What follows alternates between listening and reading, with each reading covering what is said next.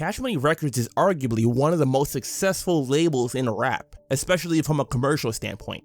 Back in 2017, Birdman received a plaque for 1 billion records sold by the label. A mind-blowing number, but when you think about artists like Lil Wayne and Drake having sold over 100 million records each, it doesn't seem so far-fetched. Then in 2018, Lil Wayne won his legal battle over getting money owed to him and was given full ownership of the Young Money label. Let's get into the story of how this rap powerhouse came to be. Cash Money Records formed in New Orleans, Louisiana in 1991 by Brian Williams aka Baby or Birdman and his older brother Ronald Williams aka Slim. In the late 80s, Birdman went to prison for a year and a half, and while in it, he decided to make a change for the better when he came out. That resulted in him starting Cash Money Records with his big brother and going out to search for artists assigned to the fledgling label. In New Orleans at this time, bounce music was the prevalent thing as far as rap goes. For a more modern example of a bounce track, just listen to Drake's hit singles like In My Feelings and Nice For What, which featured samples from prominent bounce artists Magnolia Shorty and Big Frida. The former was among one of the first artists signed to Cash Money, but was unfortunately killed in 2010 in a shooting. The name for the record label comes from the classic film New Jack City, also released in 1991, which featured Wesley Snipes as Harlem drug lord Nino Brown, the head of the Cash Money Brothers, aka CMB. It seems fitting considering the label co-founders are actually brothers. The first artist signed to the label was Kilo G, who was a sharp contrast from the bounce artist New Orleans were known for, as his debut album, Sleepwalker, released in '92, was more akin to horrorcore. The next year, the brothers met fellow New Orleans resident Manny Fresh, who became the in-house producer and would be the main producer for the label's albums for a decade, as well as record a solo album for the label, and be part of the duo The Big Timers with Baby and release their own albums as well. Around this time, the first wave of Cash Money artists were signed to the label and released albums including Lil Slim with The Game Is Cold, Miss T with Chillin' on the Corner, Pimp Daddy with Still Pimpin', and the group's Projects Most Wanted consisting of Big Man, Big Heavy, and Blackjack with Legalize, Pass the Weed, and UNLV or Uptown Niggas Livin' Violent consisting of Lil Ya, Tech 9, and Yellow Boy with the album Six and Barone. Baby was signed as an artist to the label as well and released his debut album, I Need a Bag of Dope, under the name B32 or Baby with the 32 Golds. Around this time in the early 90s, Lil Slim would introduce Baby to a kid who would go on to become the biggest artist on the record label and one of the biggest rappers for years to come, Lil Wayne, who back then went by the name Shrimp Daddy. And I also brought Lil Wayne to Cash Money because Lil Wayne is out my neighborhood. And since I was already on the label, you know, some guys from the hood, they came, brought him to me, let him spit a little rap for me.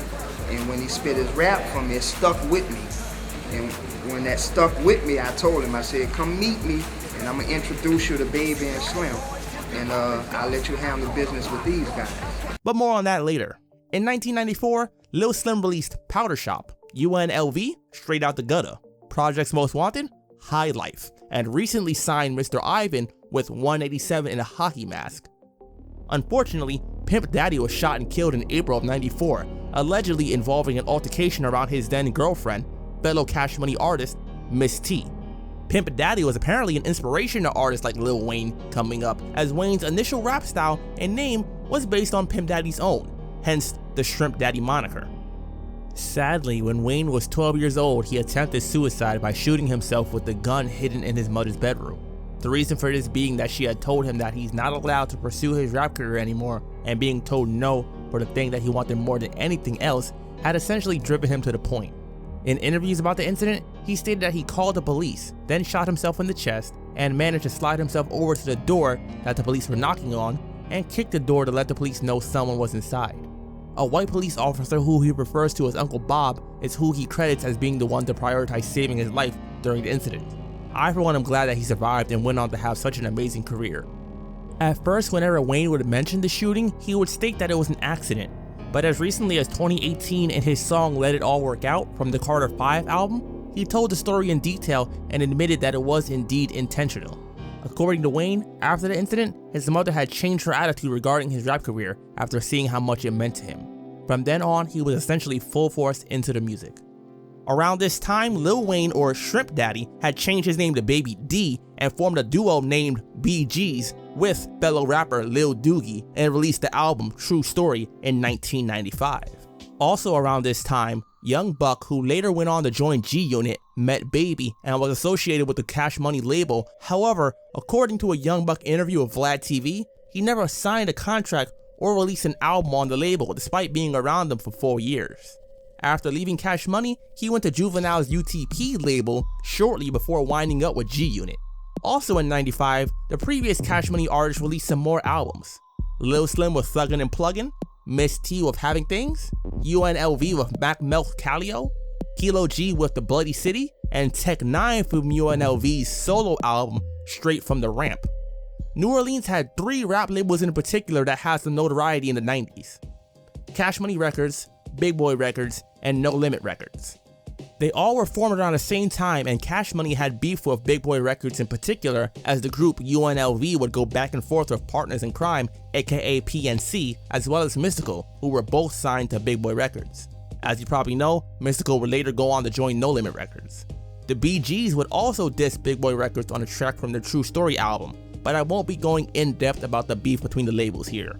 Thuggin' and Pluggin', the album released by Lil Slim, would be the last one on Cash Money, as shortly afterwards he would leave the label due to contractual disagreements. Basically, the money wasn't right, as almost every other artist that proceeded to leave the label would cite for their reason.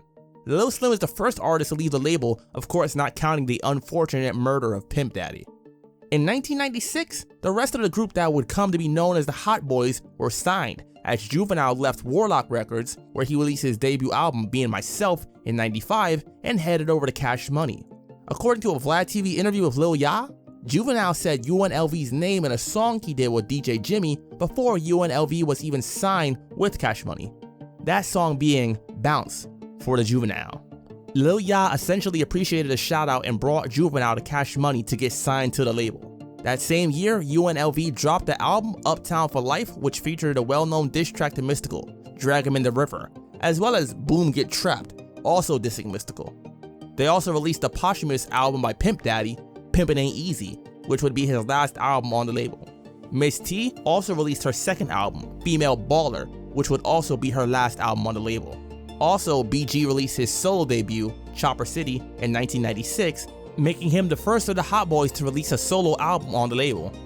Also around this time would be an exodus of the label with Lil Slim, Miss T, Mr. Ivan, Projects Most Wanted, and UNLV all leaving Cash Money. And, unfortunately, Kilo G was murdered in January 97, like Pimp Daddy was prior. This would essentially be the ending of the first run of Cash Money Records. They had a lot of regional success, hundreds of thousands of records sold independently. No doubt largely due to the production talent of Manny Fresh, giving Cash Money a signature sound that clearly stood out amongst the rest. However, the majority of the artists left due to financial reasons. That sounds familiar, doesn't it? Lil Wayne years later would say the same thing, amongst other newer Cash Money artists. In 97, Magnolia Shorty became the second female artist to sign to the label and released her debut album, Monkey on the Dick. Also, Turk and Bulletproof, who is Baby's nephew, joined the label. Turk and Bulletproof joined Juvenile, Lil Wayne, and BG and formed the group The Hot Boys, which would replace UNLV as the new biggest group of the label, and the Stars, who would take the label to new heights and form the foundation of the Cash Money that we know as one of the biggest labels in rap, and a swift move into what you could call the second wave of Cash Money. Shortly after the departure from the label, Yella Boy from UNLV allegedly pistol whipped Birdman and shot up one of his vehicles over money owed from the label. Once again, those issues Lil Wayne had with Birdman are nothing new. Unfortunately, not long after this, Yella was shot and killed after purchasing some heroin. Rumors around Yella Boy's death include Birdman hiring someone to kill Yella Boy in retaliation for the altercation, and that the hit single, What Happened to That Boy, is about Yella Boy. Another rumor is that the person that killed Yella was Terrence Gangsta Williams, one of Baby's younger half-brothers. In an interview with Vlad TV, Gangsta told several stories about his experience with Slim and Birdman and the Cash Money label. One of those being the fact that the Hot Boys rap group got their name from his own gang, the Hot Boys. He also is the one that BG got his name from, as Gangsta was someone he looked up to and settled on the name Baby Gangsta as a result, and allegedly Gangsta even invested money from his street dealings into Cash Money to help build him up. so you can definitely say that he played a part in the rise of the label. Due to his activities, however, he was in and out of prison for many years, just getting out in the beginning of 2022 from serving what was initially a life sentence. However, back in 1997, Juvenile released his first album on Cash Money and second overall, Soldier Rags, which featured a local hit of the same name. BG released his second and third albums, It's All On You Volumes 1 and 2, and the newly formed duo Big Timers consisting of Baby and Manny Fresh released their debut album, How You Love That. They also released a UNLV album titled Greatest Hits with new songs. Last but certainly not least, as you could probably guess, was the debut album of the Hot Boys, Get It How You Live. Thanks to the recent release of popular albums like Juvenile's and the Hot Boys, as well as their success with prior artists, Cash Money inked what is considered one of the best record label deals in rap. Founder of the non-profit organization, the Rap Coalition, Wendy Day, negotiated that deal, as well as the one that No Limit Records also had with Universal. According to an interview by Wendy, Birdman came to her wanting to get the same kind of deal that Master P had gotten for No Limit. That resulted in things like a $30 million advance and a 50-50 split on royalties, with Cash Money keeping their masters. Overall, quite the favorable deal, and would essentially be the start of Cash Money being a national and international record label rather than just having the local success that it had prior. That deal was signed in 1998, and the first album released under the new deal would be How You Love That Volume 2, which was a re-release of the original Big Timers album with some changes to the artwork and track list. However, the first new album released would be by the lead artist at the time, Juvenile, with his third album, 400 Degrees, which is considered by many to be a classic album and features the classic hit singles Ha and Back That Ass Up, two of the biggest songs that really defined Cash Money and brought heavy mainstream success, and are two of my personal favorites. The album was released in November 1998, and when Juvenile said Cash Money Records taken over by the 99 and the 2000, he sure meant that, as the album went multi-platinum and it's Juvenile's highest selling album still to this day, as well as Cash Money's highest selling album up to that point, and still remains one of their highest selling albums. Ha also got a remix featuring Jay-Z on it, who at the time was making his mark and becoming one of the biggest rappers from New York, as this was around the release of his third album, Volume 2, Hard Knock Life, which was his own highest selling album. Also, this marked one of the first times they worked with an artist outside of New Orleans. If you're like me and wondering where Juvenile came up with the title 400 Degrees, apparently it's not just a reference to their group the Hot Boys.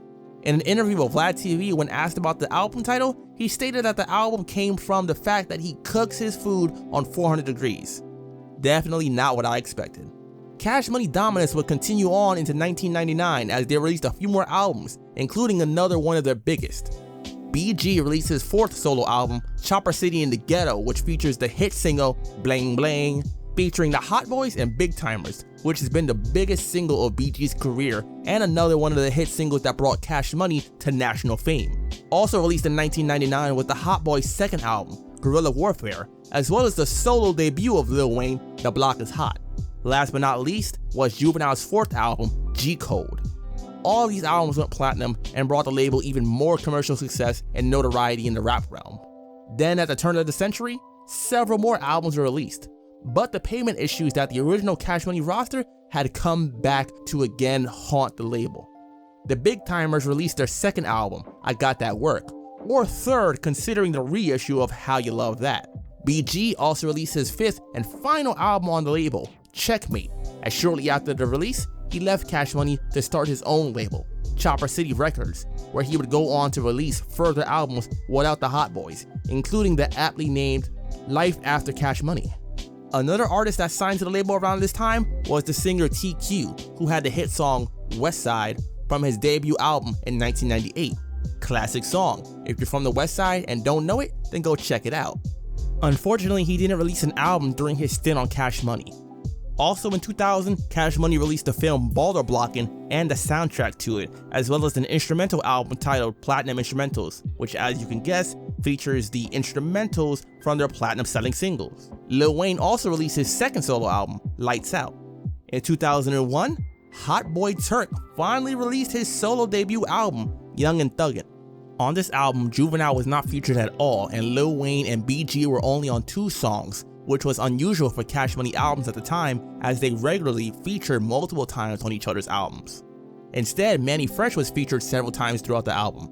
perhaps foreshadowing that things on the label weren't going too well. That same year, Juvenile released his 5th album, Project English, which featured the hit single Set It Off, which uses the instrumental from Drag 'Em in the River, and newly signed Mac 10 from Westside Connection released his 5th album, Banger Ball. Also around this time, Boo and Gotti, who were known for being on R. Kelly's single Fiesta, as well as Philly's own Gilly the Kid, had signed to the label.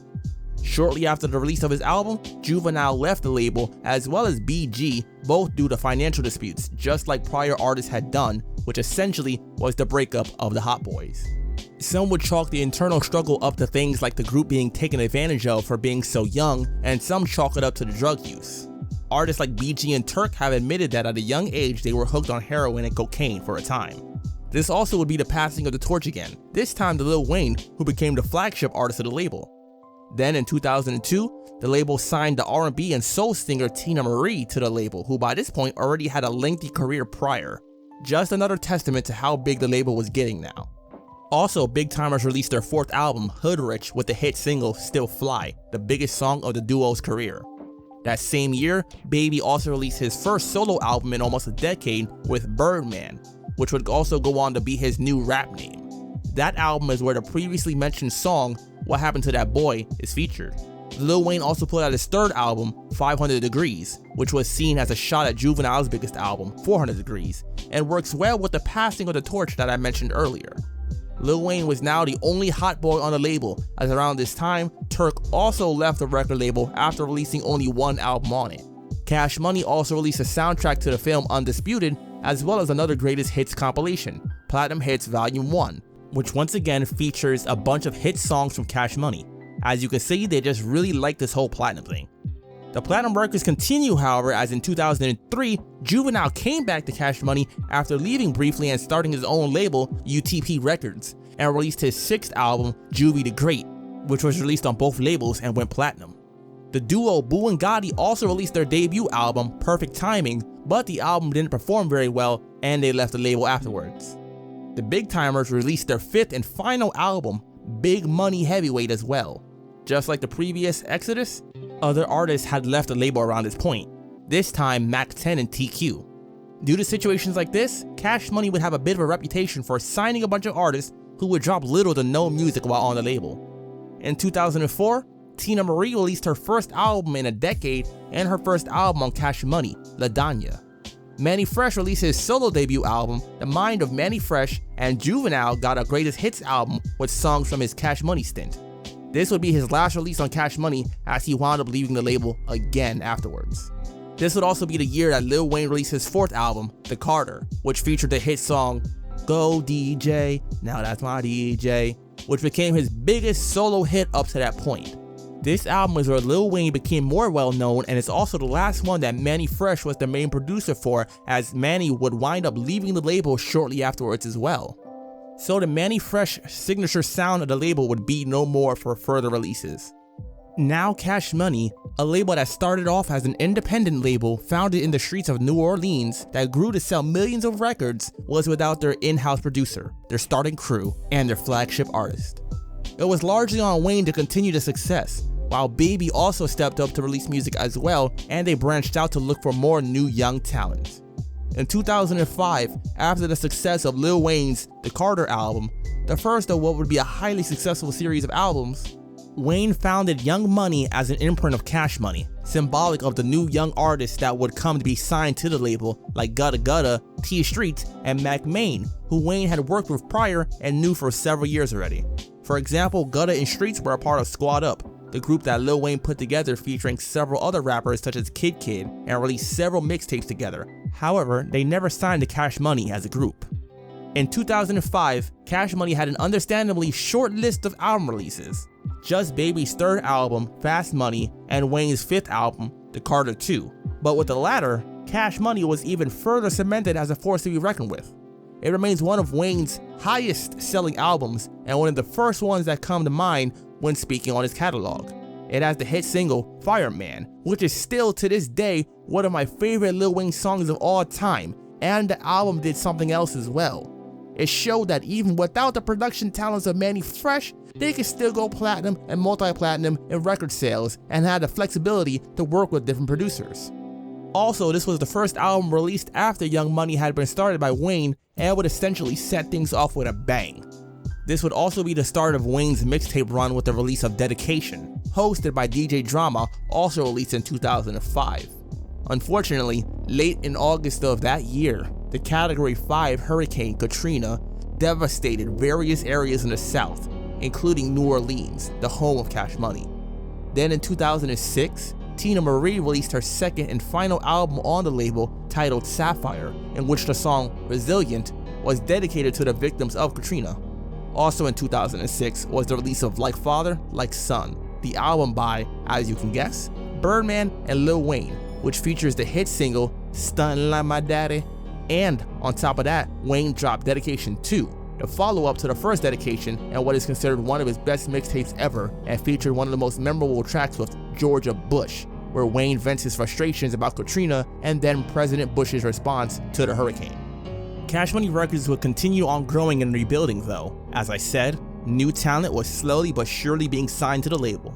Having one of the biggest rappers at the time on the label helped attract other artists. But for now, that's all with the Cash Money story. If you want to see a continuation including such situations as the signing of artists like Drake and the eventual problems that occurred between the father figure and son duo Baby and Wayne, then make sure you remember to like, share, and comment on the video. And if you want to support the channel further, remember to become a channel member and use the super thanks feature when commenting. Consider subscribing if you made it this far as well to stay notified for later videos.